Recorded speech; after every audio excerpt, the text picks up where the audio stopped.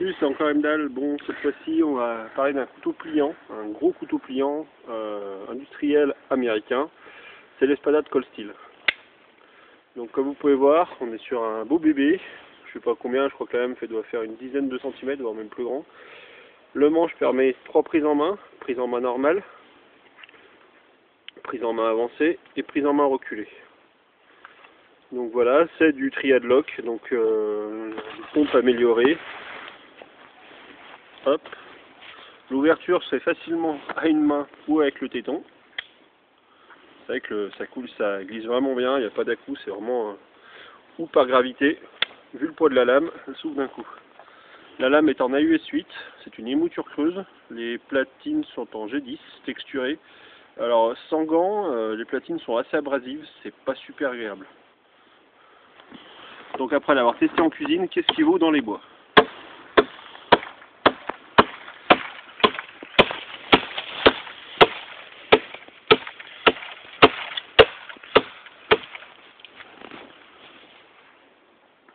Donc déjà, très bon point. Là, il a quand même coupé un peu du bois. Il n'y a pas une dent sur le fil. Donc je sais pas s'il coupe encore bien. Ma foi, ça se défend pas mal. Donc voilà. On va essayer de voir si on arrive à couper la branche.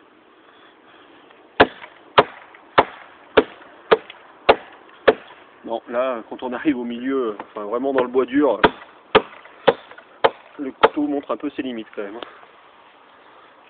Bon après, c'est vrai que c'est pas non plus un couteau fait pour les bois, c'est vraiment un couteau de combat.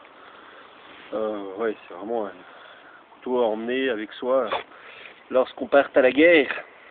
Ouais, parce que là, l'émouture creuse coince la lame et on galère un peu comme un con. Donc bon, c'est un excellent couteau. Bon, il y a le côté en plus rock'n'roll du pliant de Rambo, mais c'est quand même un très très bon couteau, on va dire, pour la cuisine, pour un usage de tous les jours. Mais malheureusement, dans les bois,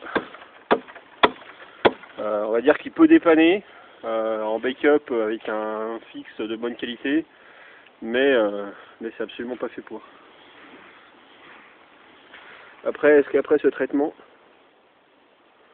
après ce traitement, mine de rien, il rase encore. Donc, mine de rien, l'AUS 8, qui n'est pas forcément un acier de geek, reste quand même de la très bonne cam, puisque là, après avoir coupé, enfin taillé du bois, puis j'en ai servi pour d'autres usages, il arrive quand même à garder une très bonne qualité de coupe. Mais bon, on galère. Alors que, sur le même bois, artisanal en 100 C6,